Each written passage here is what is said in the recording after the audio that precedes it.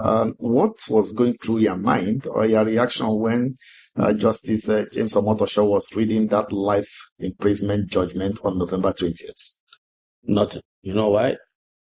Because as of November 5, I had explained in a long tweet on my page and on my Facebook, on my social media handles, exactly what was going to happen on November 20th.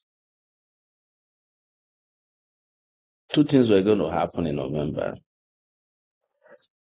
They were actually supposed to have jailed Nnamdi Kanu on November 10th. But they realized at the last minute that it was Ken Saro-Wiwa's same day that they killed Ken Saro-Wiwa. Second, the sentence was supposed to be a death sentence.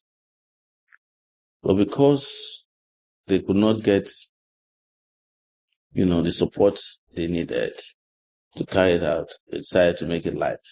Omotosho, as of the time he went for a break to come and read the judgment, was still, what he had in his hand was a judgment for death sentence.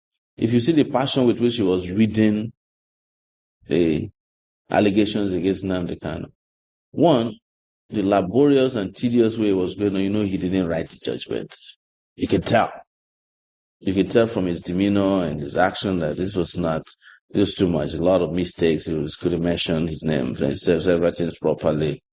And secondly, when he went back, they had to have another meeting with him. They said, look, I don't think we can carry out the death sentence. And that was why they settled for life. And then they imprisoned him. They settled for life and took him to Sokoto the next day. The fastest transfer of a prisoner.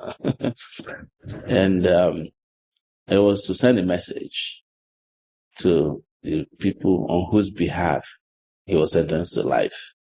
Because nobody should deceive you. Nnamdi Kanu's offense has nothing to do with what they read as his charges. Some of those charges are dead. Some of them no longer, some of the laws on that which do not exist. Like the treason charge. You can't charge somebody for treason after 3 years of committing the offense. So they charge him almost 4 or 5 years after he committed the offense. Some of the charges restated had already been struck out. So it was just what they call trial and error. This offense is that he was asking for the breakup of the real estate called Nigeria. And the owners of Nigeria decided that, you don't do that. When you touch that area, they don't waste time, the owners of Nigeria. Then you've touched their economic life, and nerve. And they'll kill you. They kill you immediately. That's why, and I'll say lastly, I know these guys are scammers. They spent $10 million to go and bring Nnamdi Kanu from Kenya. But this is a sham trial. If you spend $50,000, you'll be able to get touchy. If you put $50,000 on the ground in Zamfara or Sokoto and say, I want to get touchy, I'm sure there are enough hunters with that money who will go and fish him out.